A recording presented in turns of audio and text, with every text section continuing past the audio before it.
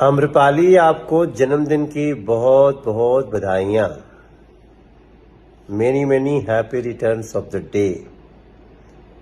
और मुझे इस बात को कहने में कोई संदेह नहीं है कि you have made your own world. अपनी परिश्रम से आपने बहुत ऊंचा मुकाम हासिल किया है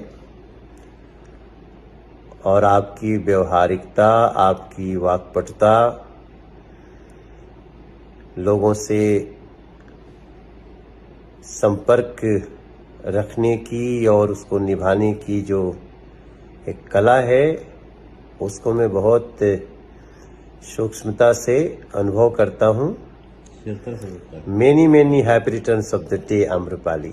टेक केयर बाबू।